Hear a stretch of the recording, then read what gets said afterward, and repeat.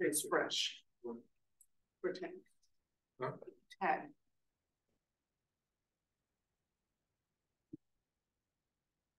It is. Okay, I will call the meeting to order. Tuesday, December 19th. And roll call. Directors Pavone. Here. Gardini. Here. Logan. Here. Pearson is absent and Peterson. Here. Join me in the Pledge of Allegiance. Oh, we'll wait until we'll get settled here. No, go ahead. I don't want to stall the meeting. You're not, you're just. Okay. I pledge allegiance to the flag of the United States of America and to the republic for which it stands, one nation, under God, indivisible, with liberty and justice for all.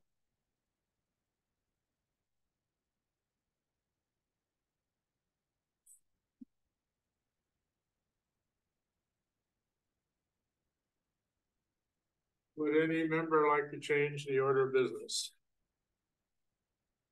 Seeing none. Now is the time for public comment. I believe it's Niagara, I think. Yeah, one with California class, one with Niagara. Okay, this is time for public comment. So if you would like to address the board on any items of interest within the subject matter jurisdiction of the board, but not on the agenda tonight, this is your time. Seeing none, we will move on to the consent agenda, where we have 4 items, the minutes of December 5th, treasurer's report for October, resolution number 28-2023, revision to salary schedule, and the resolution 29-2023, the IWMA joinder agreement. Any board member like to pull any of those items? Okay, seeing none, can I get a motion to approve the consent agenda? I'll make a motion that the board approve the consent agenda items A, B, C, and D. I'll second. Logo? Directors Logan. Aye. Gardini. Yes. Pardonish. Aye. Pearson. Aye. And Peterson. Yes. Okay, the business agenda, we're going to start off with our audit report, so I'll let Natalie take it. So the first item this evening is our audit report, our audited financial statements for fiscal year 2023. And we have with us with Nigro Paul Kmark, who is going to go over a dashboard presentation for the board. Good evening, Paul. How are you? Good evening, everyone. Can you hear me? Yes. Yes. Oh, great. If I may start to share my screen, and then we prepared a little summary for you of the financial information. Let's start this.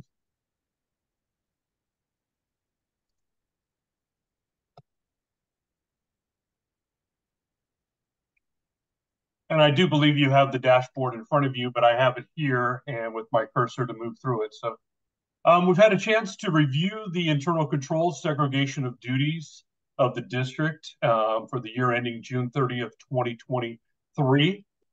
We had a chance to look at how the numbers came to rest. We've put that information into the annual financial statements for you, your historical document. And what we've done is we've extracted that information out to have something to talk about in regards to a dashboard format in regards to the review of the information on a comparative purposes between the 2 fiscal years ending June 30th, 2023 versus June 30th, 2022, and analyze the financial health overall of the district and how the numbers came to rest at the end of those fiscal periods. So we'll be looking at this as a dashboard, be looking at the overall, starting with the governmental funds aspect. We're presenting this to you on a full accrual basis. So there is some non-cash aspects in there. And then we'll bring you back to a cash basis overall in those financial statements to see how things change between the 2 fiscal years. One of the things overall, looking at this from a perspective of the audit that was done in 2002 versus 2003, there are going to be a few things that look a little different. Few things changed basis on how we're presenting the expenditures and the allocations from the general fund across the other funds, and presenting those expenditures in the other funds rather than an operating transfer, but basically embedded within the expenditures within those certain funds. So you see something differently looking to the two, just auditor preference in regards to preparing the financial statements there. So as we move through here, and any questions, please interrupt me if you have any questions overall, but we're looking at comparative aspects here between the periods of 2023 versus 2022. Small general, we had charges for services, small revenue amounts there, some of that rent. Parks had a better outstanding year there between the two periods, up about 115 for their charges for services that are provided there in the Parks Fund. Measure A, parcel tax, coming in a little stronger there, about $15,000 between the two periods. Grants and capital impact fees. So when we look at this, operating capital, things that are for capital aspect, which are your impact fees between the two periods there. We look at the fire, came in 236,471 over 154 before the prior year. Parks, grants, and capital impacts fees almost doubled there from 53 to 25,000 in the prior year. In the general fund, we did talk about overall how things were allocated.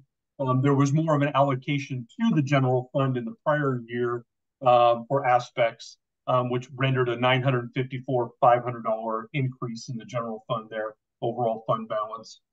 Parks, the transfers from the solid waste. So you're taking the franchise fees earned in the solid waste fund and bringing those as a supplemental into the Parks department here, okay?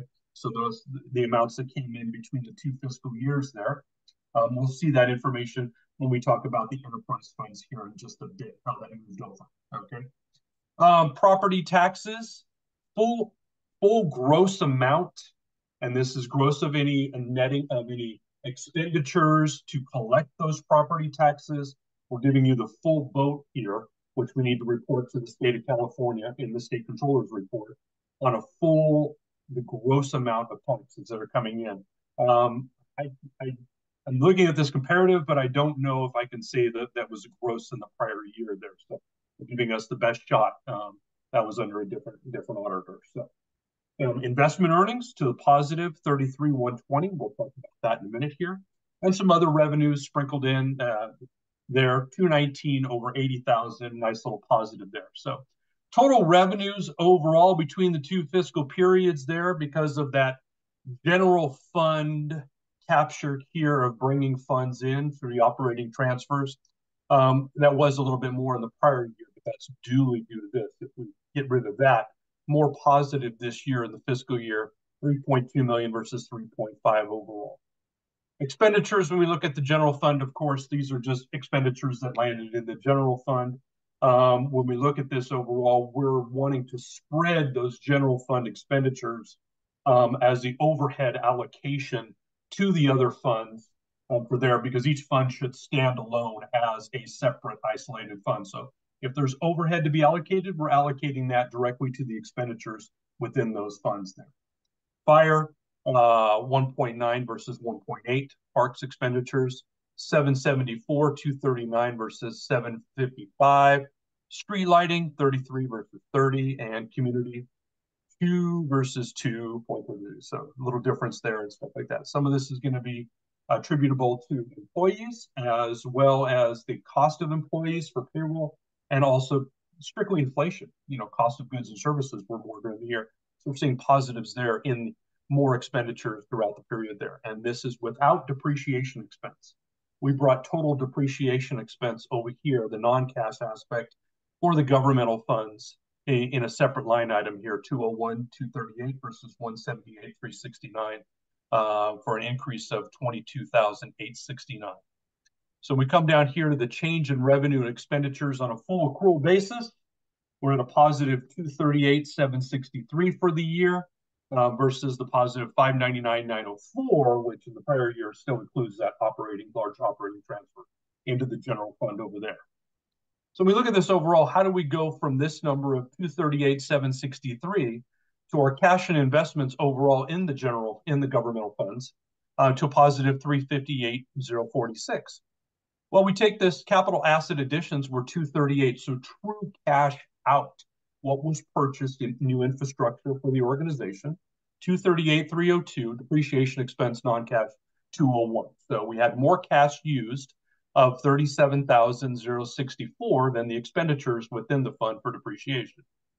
So we move down here to look at that. We had the change in the capital expense, but we also had the change in the pension liability. So this is a change to cash overall, which basically was an aspect. We had an expenditure, which is really not, it was a non-cash expenditure. So we get back that cash there of 150,587. So that comes back. That's the change overall. So we're about 5,760 off in the accrual, but very close there overall in getting us back to a cash basis. Investment portfolio earnings, when we look at the overall earnings for the governmental funds over there from a portfolio's perspective, we see it's 0.57% just based on an average cash balance of about 5.75 million overall. Take that against the number up here, 33,120, and that gets us to this right here. But when we really look at it, the true cash amount that came in for the portfolio was about 2.2%, which is very good. We audit towards expectations. The expectation was about 2%.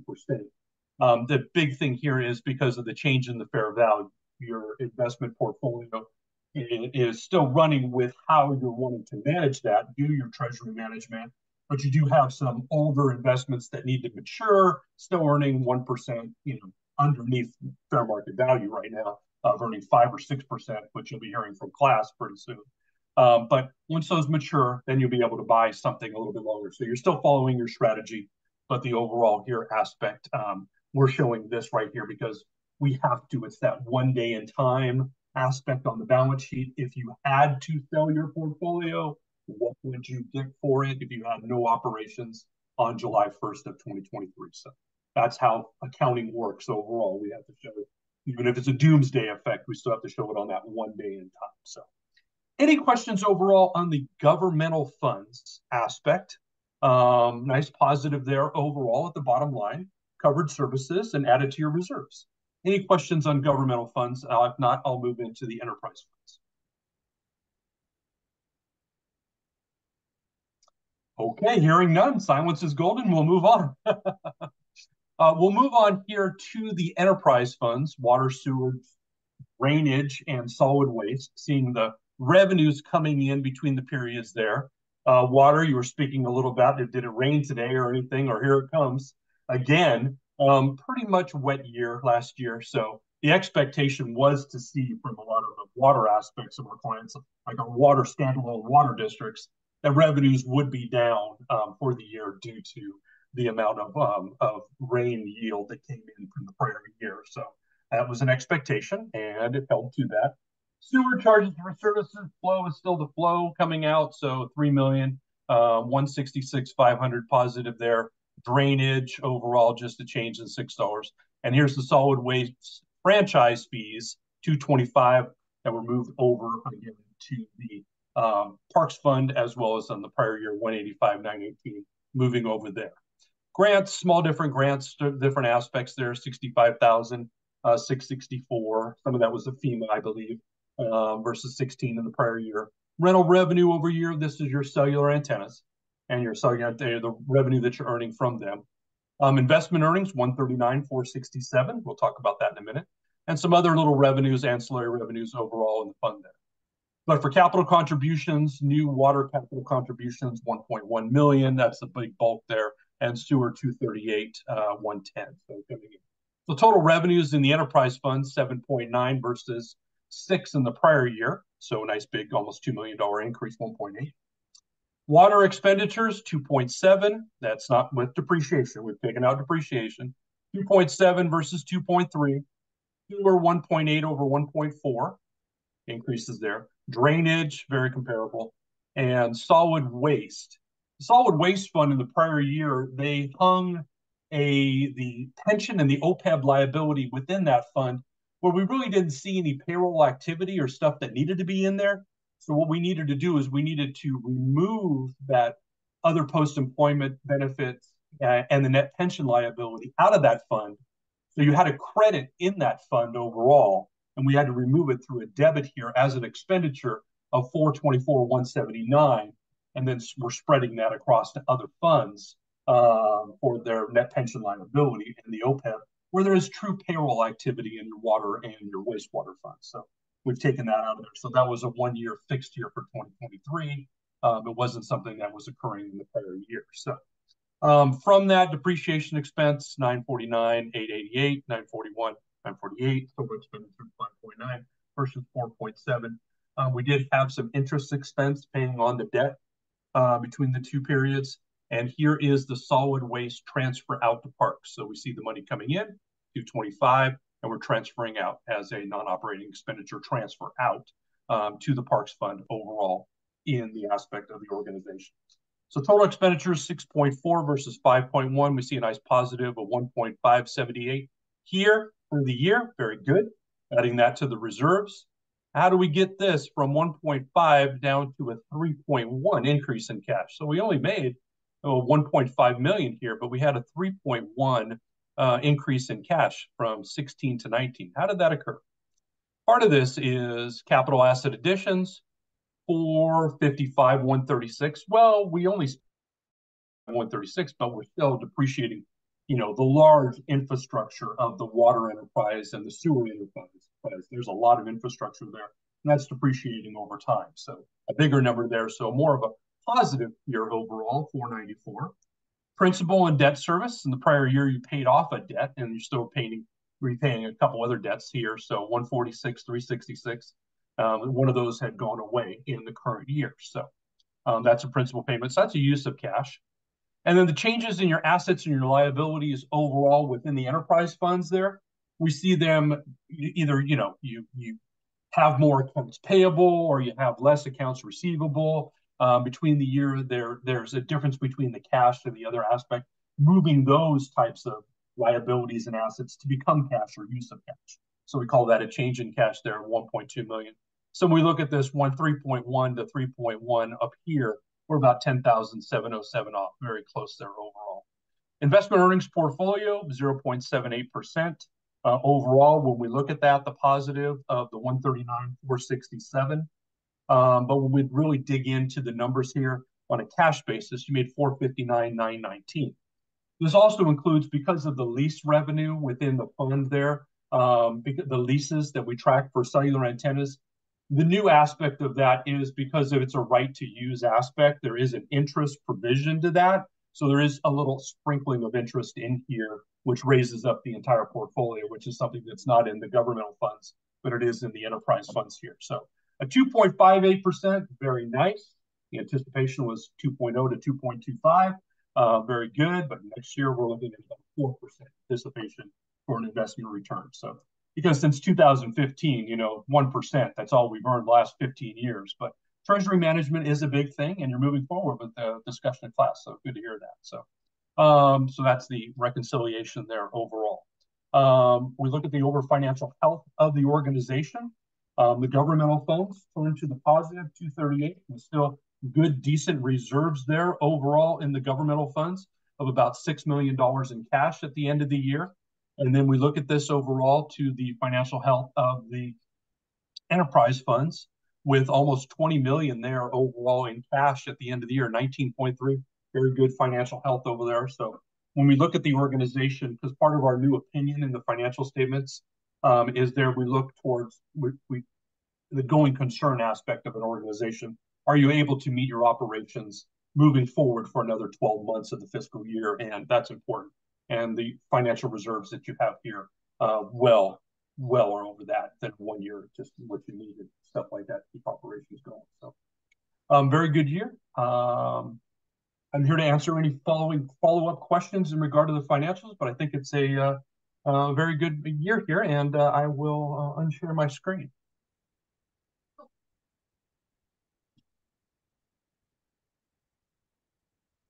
Are there any questions, comments for the board? Any public comments, questions? Okay, well, thank you very much. We appreciate it. And I'd like to thank Natalie for her hard work. I know she loves doing this every year. And Jeff, and I think Carrie helped also. So anyway, thank you. And I guess we'll see you next year. All right. Okay. I'll wait for the receive and file. That'd be great. So. Okay. Sounds good. So yeah, okay, can I get a motion to receive and file? I'll make the motion that we receive and file our audit report ending June 30th, 2023. I'll second. Roll call. Directors Peterson, Yes. Gardini, Yes. Cardonish, Aye. Logan, Aye. and Pearson. Aye. Thank you all. Merry Christmas. Have a happy New Year. We'll see you next year. You too. Thank you. Thanks, Paul. Thank you. Okay, the next item is resolution number 30, 2023, update to the investment policy. Yeah, thank you much. You might recall that the district has an investment policy. Our policy follows in general the California Government Code, but in many ways is more strict. It outlines specific investment tools that we can utilize. Their state law would permit a broader range of investments. We made amendments to this investment policy earlier this year to permit some other federal, low risk investment choices like federal treasuries, Fannie Mae, those kinds of items. When our audit team got on board, one of the first things they wanted to talk to us about was our investment portfolio, and particularly the use of LAIF. The local agency investment fund's been around for decades. It is the standard for local governments to utilize, and many, maybe most, have or do. The district certainly has for a long period of time. The LAIF is pretty handy. We're not limited in the amount of investment we can put in LAIF like we would if these were certificates of deposit, for example, where they would, in order to ensure that they were insured, they need to be under $250,000, et cetera. And so the districts historically had half or more, maybe in some of those years, far more than half of its cash locked up in LAIF. LAIF is available to us on a on a same day or next day basis. It's pretty simple to move money from LAIF to our own banking accounts. When the auditors reviewed our use of LAIF, they recommended we investigate this a newer pooled investment program called California Class. And Jerry Legg's here tonight on the screen representing California Class. And my initial review of this is it works almost identically to LAIF in terms of the pros and cons, in terms of what's allowed, how it operates, etc. However, right now it's producing interest rates that are like maybe 2% higher than LAIF, and so it's pretty material. We've got back on October 31st. $7 million in LAIF. So we have a lot of money in LAIF that we could potentially do better in, at least right now, if our investment policy permitted the use of this California Class. And California Class, again, works the same way in terms of the ability to move money on a same day or next day basis from that investment tool to our banking system. So we reviewed the government code. Again, it's permissible under the government code, although our current investment policy would not permit it. We've drafted an amendment to the investment policy. It's very simple. Simply added a reference to California Class under the permitted uses of or permitted investments, authorized investments under Section 5B, California Cooperative Liquid Asset Security System. That's the only change to the investment policy. So I'm happy to try to answer any questions that you have. And since Jerry's made himself available, I'm sure he's available for questions that you you might have about this program. But if this is authorized, it would be our intent to move our assets, or the bulk of our assets. We wouldn't close LAIF. It's an important tool, but the bulk of the LAIF investments could move to California Class, and we at least right now see a better return. My understanding is the reason California Class is able to offer a better return is, and Jerry could perhaps address this better than I, is because much like us, LAIF was involved in a lot of longer term investments, like 5-year investments. Well, 2 years ago, those were 1% at 1% returns. Well, they're stuck with those investments like we are for the 5-year period. And so it drags down the available interest rate that they can offer us on our cash. And California Class apparently isn't saddled with those older investments at lower interest rates. But again, Jerry maybe could address that better. Question: what is the general interest rate that we'd be getting? Like if we switched over today? Yeah, what's today's rate, Jerry? Today's rate for California Class is 5.551. And to compare that to LAIF, LAIF pays you on a quarterly basis. The quarterly rate for the fourth quarter is tracking as of the 13th at 3.78%. So again, they pay you on the quarterly basis, the 15th day after quarter end, which would be January 15th. California Class pays you interest on a monthly basis on the last day of each month. So your money would compound 3 times before LAIF pays you once. Keeping up with inflation, basically. Yeah, right. Well, it's still better than losing for the last one. Can you lock? Oh, sorry. No, go ahead. Can you lock in these rates, or is it changes on a monthly basis? Daily. Daily. Okay. It's a variable rate, just like LAIF would be. It's based on the earnings of the pool. So if I could share my screen, I can kind of show you some information about Class.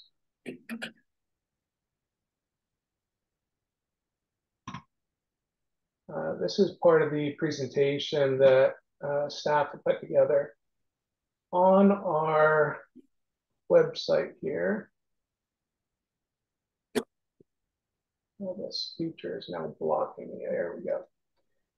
This is on our website. You can see on a daily basis all the earnings by day of what Class generated. Again, the way how this works is we have 133 different participants currently throughout the state. Everything from counties, cities, special districts. Just like with LAIF, the money is all put together in one pot and invested. This is the yield that you would be paid based on those investments. LAIF, again, pays you on a quarterly basis. This is monthly. The thing that is very unique about Class is that we believe in transparency. We were started as a joint powers authority by the League of Cities and the Special District Association of California, CSDA. So on our website, you can go all the way back to when Class started and see what the rate of return was for every single day, all the way back to when we started. You can see it was basically 1 basis point here. So in about a year and a half, not quite, we are now yielding 5.551%. And if you look at LAIF, LAIF is yielding, as I said, a little bit less. They're at 3.78. Some people will say, well, what about U.S. Treasuries? This is where U.S. Treasuries are as of today's close. So you can see that California Class is even beating U.S. Treasuries. The way how we do that is our investment portfolio is made up of investments that span an average life of 44 days. So as Jeff was mentioning, LAIF went out longer. Their average portfolio is 240 days, about 8 months. So our investments are turning over a lot quicker at a higher rate, which is earning that higher yield. So that also means that as the interest rates are gonna go down lower, the interest on this, is gonna go down quicker than LAIF. So our rate would go down, as would LAIF and every other investment out there. You know, it's not just per one investment. Everybody's investments would go down. We invest in the exact same things that LAIF does. But to Jeff's point, during the recession, the pandemic, LAIF was going out 5 years to try to earn a better yield. And they've got a lot of investments that are still sub 1%. And to our benefit, since we started in July of 2022, we came in and were able to catch that increase of interest rates just as the Fed was rising and increasing those rates. So I have a question regarding your portfolio allocation. How does that compare with the allocation that's used by the local agency investment fund? It's very similar. So I used to work at the state treasurer's office. I managed the daily cash desk, and I was the one that gave the investment division the amount of money to invest, including LAIF dollars. And the way how they do it is they look at the days that they've got disbursements coming up, and that's how they place their investments. LAIF is not looking to earn a big yield. They're trying to fill the dates for cash flow and then earn a yield on the back end. What the state treasurer's office uses for liquidity in terms of its investments, if somebody were to take money out, they use US Treasuries for liquidity. And the thought process was they would always sell treasuries because it's easy to liquidate. Any treasuries that they bought over the past year are at a lower yield than they are today. So for them to sell those, it's going to be a lot more difficult. What we use for liquidity is reverse repurchase agreements, which basically is an agreement where we have an investment that somebody, and I can kind of scroll. Let me show you our holdings real quick as I'm explaining this.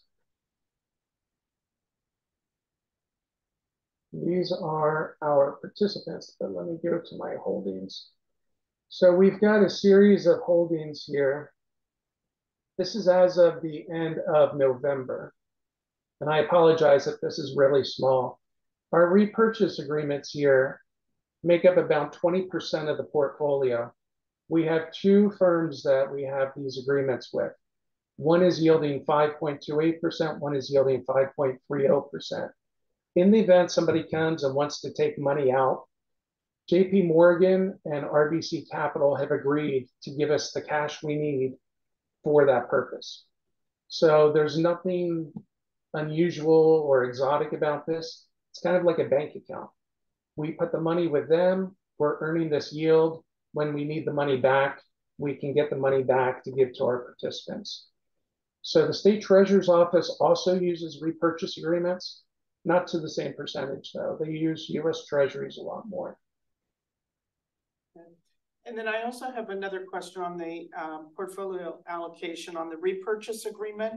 Can you describe what those investment actually are? It's basically, as I said, a bank account. So it goes into these two firms and it's yielding 5.28% and 5.30%.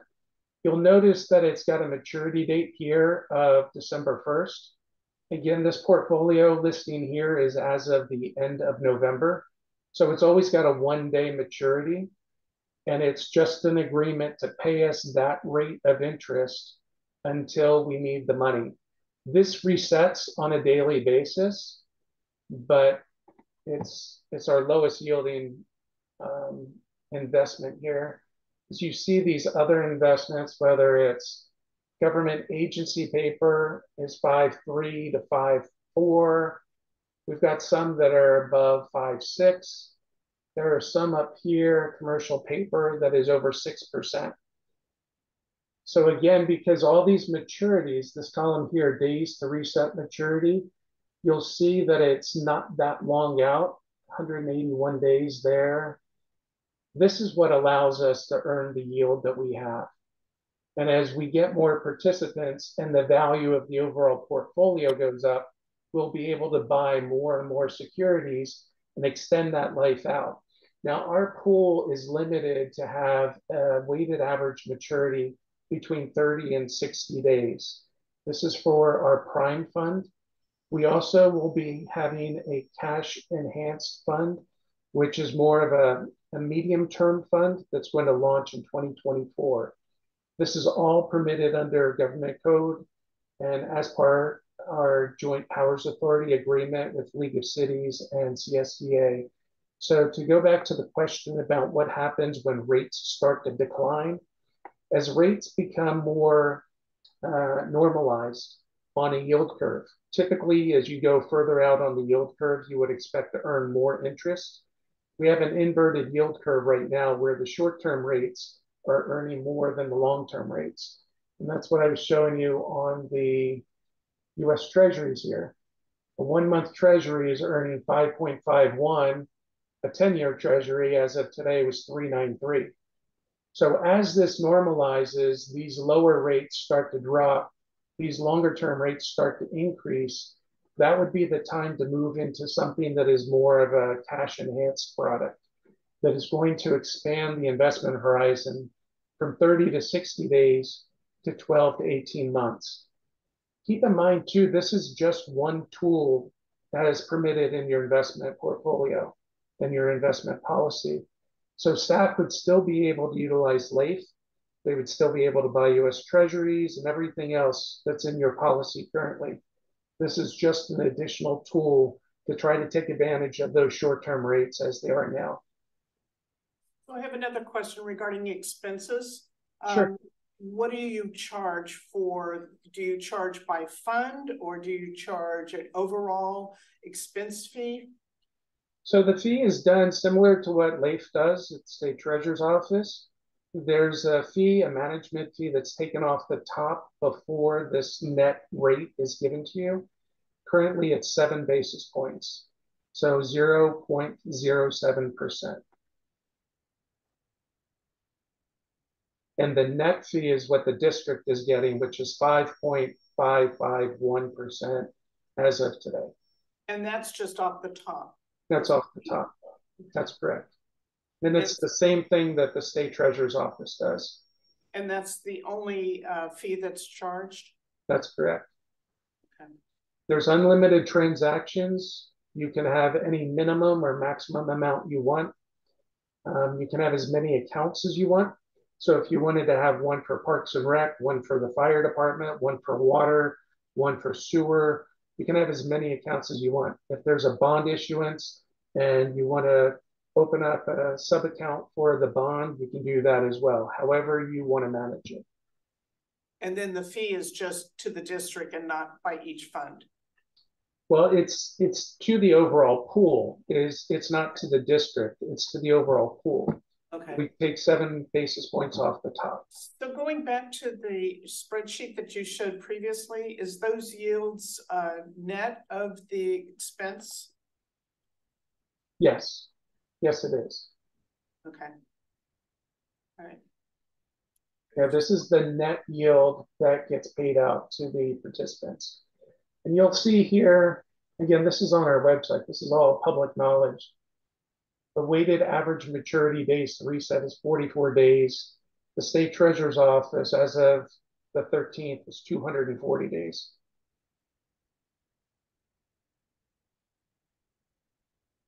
Those are all my questions.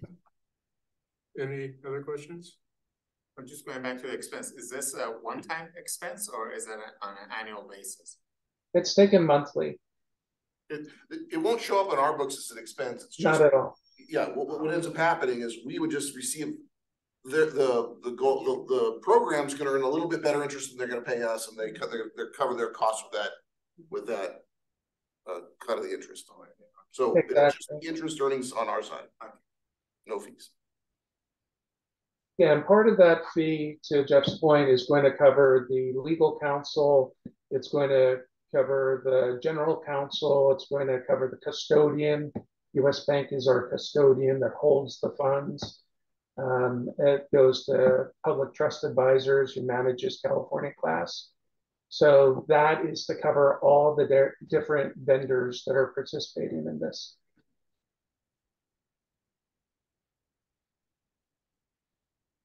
Any other questions? Any public comment? Seeing none, I'll bring it back to the board for a motion.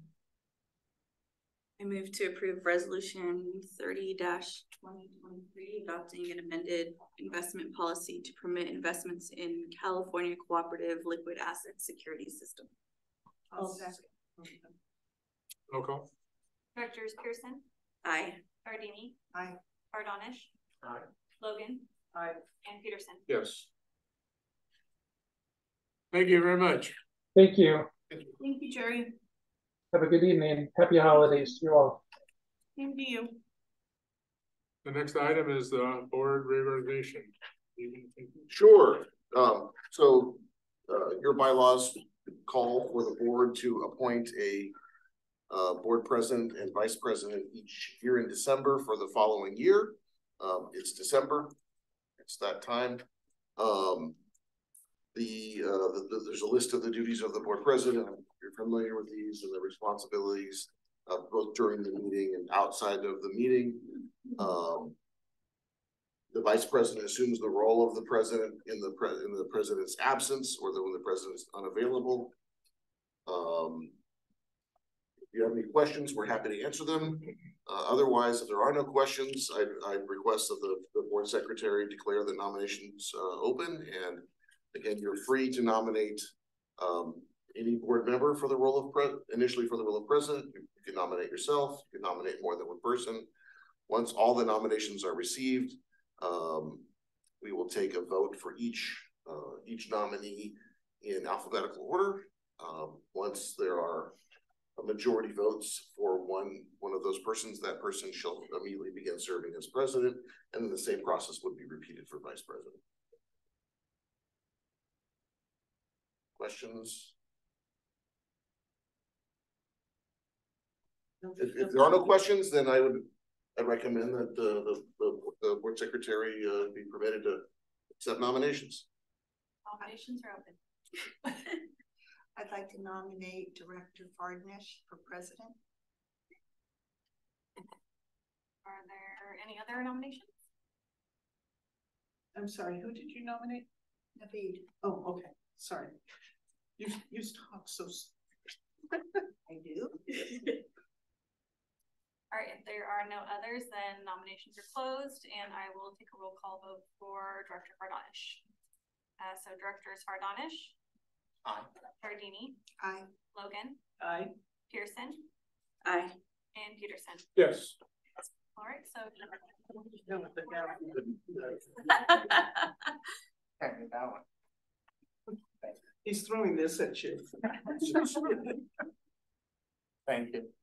Thank you, guys. Appreciate it. Thank you, Director Peterson, for last year for leading us. Appreciate it, and you did a great job. So I hope I could follow your shoes. I guess I'll go ahead and take the nominations for vice chair. No, No, the board president does it.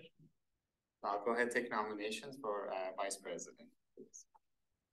I'll nominate Director Peterson for vice president. I nominate Director Giardini for vice president. Any other nominations? Okay. Go ahead.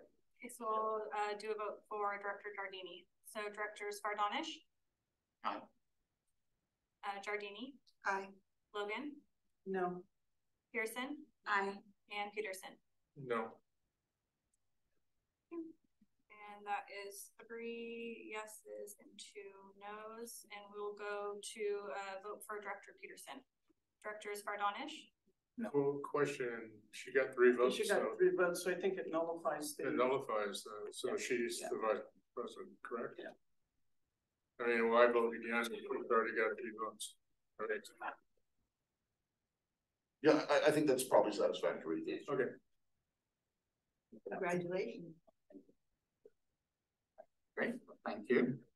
All right, so the next item of the agenda is general manager's report.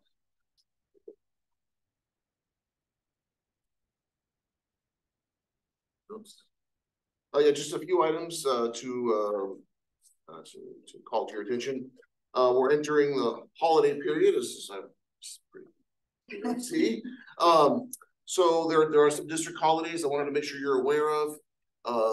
The district celebrates or closes for New Year's Eve and Christmas Eve and Christmas Day, but because they fall on a Sunday, Monday, the holidays will be observed next Monday and Tuesday. So we'll be closed on the 25th and 26th for the Christmas Eve and Christmas Day holiday. For the New Year's Eve holiday, we close the afternoon of New Year's Eve, but because New Year's Eve falls on a Sunday, that is actually going to take place on Friday afternoon, and New Year's Day holiday will be Monday the 1st. So there'll be holiday closures for those days. We processed today, and I think the checks got all signed, the relinquishment of 4 water units. So we will get those out for release in the new year, early in the new year. We have 1 additional water unit relinquishment request that came today. So there's some research to be done to ensure that that's all been done properly, and if that can be wrapped up, over the next couple of weeks, that'll be a 5th unit to be re-released. So that's terrific. These 4, it's been something we've been working with for nearly a year. It's a complicated one because they're owned by homeowners association, and so it's just a little bit. Well, not anymore. They were parcels that are owned by a homeowner association. And then I did want to let you know that we issued today a conditional offer of employment to a district engineer candidate. Yay. I'll keep you posted on that. That has not yet been accepted, but I'm hopeful that it will be. And then we'll go through the pre-employment background process. It'll be a little slower than ideal given the holidays and the ability to get some of those things done, but I'm looking forward to getting that person on board. And again, I will keep you posted on progress on that end. Is it someone who lives locally? It is not. Okay. So will they have to relocate to the area? Okay. Is the interim civil engineer working out okay? We haven't actually sent any work their way because that agreement was just approved a couple weeks ago. We've been most of the development review items have not been on the technical, pipeline sizing kind of items. So we haven't had a need to send a project there just yet, but really we have that in place, and that's going to be very handy to utilize if necessary. I have a question on the soils report they're waiting for on the pipeline. Do we know when you're going to be doing that soils report? We're going to talk about that at the end of this meeting. Oh, okay. Okay. Any other questions, comments? Any comments from public? Okay. All right. Well, thank you. Appreciate it. Committee reports. There are none in our packets. Any committee? Okay, so we'll move to the next item. Activity update reports from finance, fire emergency, parks, recreation, and solid waste, as well as utilities. Any comments or questions on it? I have one. Oh, did you have one? No. Okay, I have one on parks. I guess Melissa had mentioned that they are looking into possibly working with Recreation Foundation to for the Living Dream volunteer event. So how is that going to work in terms of TCSD, the budget and everything? In terms of the money that's going to be coming in?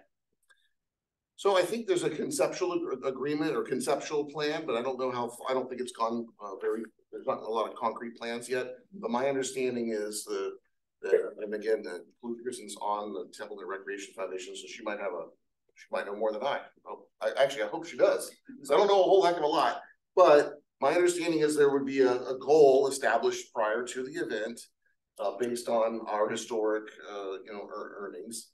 and that the Recreation Foundation would do everything they could to meet that goal. And if they exceeded it, the Rec Foundation would keep those additional proceeds for use as they see fit beyond just the direct support of the Recreation Department. So, for example, if we established a goal of raising a net of $40,000 and the event was held and raised a net of $50,000, $40,000 would come to Templeton Recreation as if we ran the event, and the additional $10,000, the additional funds would stay with TRF to be used as they see fit, which probably would end up coming back to the Recreation Department in some other way over time. So yeah, it would be put in the Templeton Rec Foundation budget, but it goes to scholarships and programmings for Templeton Recreation Foundation. So we have different funds allocated for different projects. These particular funds would be on reserve for Templeton Recreation Department. But I believe the budget itself every year it has a designated amount for fundraising, which I believe is about $45,000 every year is the anticipated goal for the parks fundraising efforts. And so we would be jumping on board, incurring extra expenses and taking on a lot of the planning to help meet those goals. So I mean, we've had years that we made, $60,000-$70,000. So we kind of, I guess we're gonna lose that possibility to be able to get that kind of revenue. Yeah, the potentially, and I don't know that we've got. I mean, that's one of my questions of Mel is really kind of okay. Let's develop. I think right now there's some effort to hold this event next year, but not necessarily a 10-year plan. And so I don't know if the group is gonna believe it's sustainable. The program, the Living the Dream, since it started in maybe the first one was 2016, I think, somewhere around there, 16 or 17. The first one made a lot of money, and then it went down, each year until through 2019, and then we didn't hold it for 2 years. And then last year, our first one back after really 3-year gap, made more than ever, something like $78,000 net. So we never felt like that was really we weren't going to be able to sustain that level. It was really because it was almost like a new event in 2022, and it certainly was the first year, and the 2022 were really high years, and the other years were more modest. I think the lowest year was, my recollection says something like 38,000 ish. Also keep in mind that you're going to be utilizing the foundation resources. So it's a different venue. It's going to be different. Sponsors going to be different.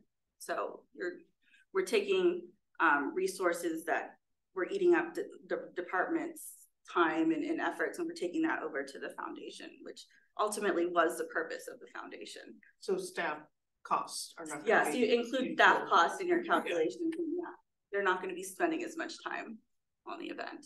Mm-hmm. So essentially, they're not going to be able to do it.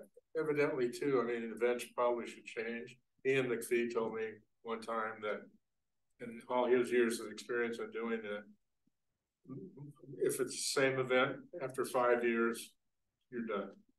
I mean, it goes, first year, and then it goes down, and then it kind of peters out. So is there a formal agreement between TRF and the district in terms of, no, it's just that you're going to be doing the fundraising, TRF, and then? Well, we're going to do the event planning, getting the auction items, and just organizing it. But Melissa will play a role as the MC because she has ties to the community and bringing in people through the door. Yeah. But yeah, the bulk of the work will be through the foundation. Yeah, and then the foundation will determine how much actually goes towards Park and Rec. No, actually, Park and Rec set the number of what our collective goal is to make sure that they meet their fundraising expectations for the year. Okay. So the goal is always to help the department meet its fundraising. So they've got skin in the game. Yeah, yeah. So we'll keep you posted on that. I think right now it's a concept, not necessarily set in stone just yet, but promising. All right, thank you. Any other? Questions on that? Public? No? Okay. All right. We'll move to director's report and or comments. Anything? No.